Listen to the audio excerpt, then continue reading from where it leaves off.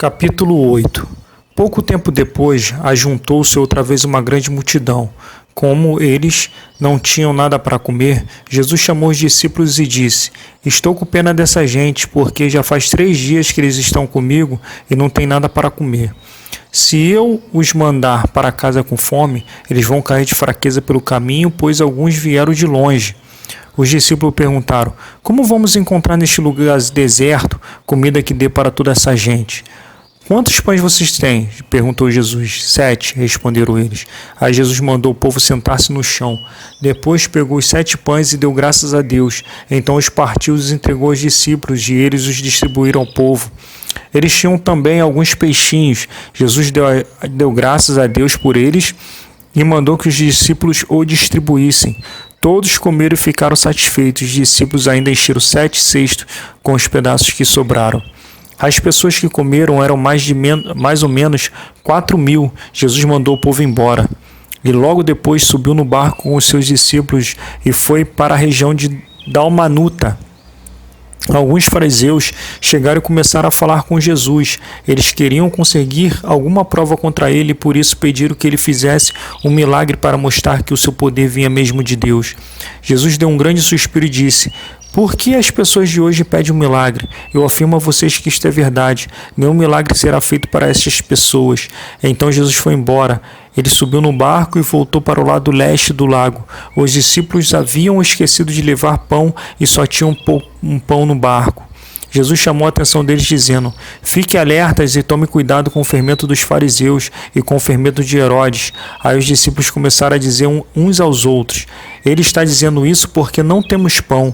Jesus ouviu o que eles estavam dizendo e perguntou: Por que vocês estão discutindo por não terem pão? Você não sabe e não entende o que eu disse? Por que são tão duros para entender as coisas? Vocês têm olhos e não enxergam, têm ouvidos e não escutam. Não lembram? Dos 5 pães que eu parti para 5.000 pessoas, quantos cestos cheios de pedaços vocês recolheram? Eles responderam: 12. Jesus perguntou outra vez: E quando eu parti os 7 pães para 4.000 pessoas, quantos cestos de pedaços vocês recolheram? Eles responderam: 7. Então Jesus lhe perguntou: Será que vocês ainda não entendem? Depois Jesus e os discípulos chegaram ao povoado de Betsaida. Algumas pessoas trouxeram um cego e pediram a Jesus que tocasse nele. Ele pegou o cego pela mão e o levou para fora do povoado. Então cuspiu, passou a saliva nos olhos do homem, pôs a mão sobre ele e perguntou: Você está vendo alguma coisa? O homem olhou e disse: Vejo pessoas, eles parecem árvores, mas estão andando.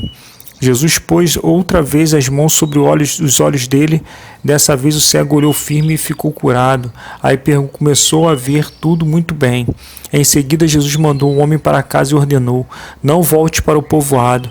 Depois Jesus e os discípulos foram para os povoados que ficam perto da Cesareia de Filipe. No caminho ele lhes perguntou: Quem o povo diz que eu sou? Os discípulos responderam: Alguns dizem que o Senhor é João Batista, outros que é Elias e outros que é um dos profetas. E vocês, quem vocês dizem quem eu sou? Perguntou Jesus. O Senhor é o Messias, respondeu Pedro. Então Jesus proibiu os discípulos de contar isso a qualquer pessoa. Jesus começou a ensinar os discípulos dizendo: O Filho do Homem terá de sofrer muito. Ele será rejeitado pelos líderes judeus, pelos chefes dos sacerdotes e pelos mestres da lei. Será morto e 3 dias depois ressuscitará. Jesus dizia isso com toda a clareza. Então Pedro o levou para um lado e começou a repreendê-lo. Jesus virou-se, olhou para os discípulos e repreendeu Pedro, dizendo: Saia da minha frente, Satanás. Você está pensando como o ser humano pensa e não como Deus pensa. Aí Jesus chamou a multidão e os discípulos e disse: Se alguém quer ser meu seguidor, que esqueça os seus próprios interesses e esteja pronto para morrer como eu vou morrer e me acompanhe.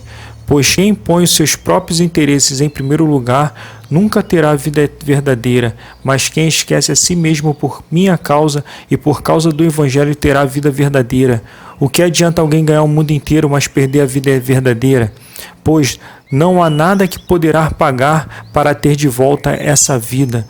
Portanto, se nesta época de incredulidade e maldade alguém tiver vergonha de mim e dos meus ensinamentos, então o Filho do Homem, quando vier na glória do seu Pai com os santos anjos, também terá vergonha dessa pessoa.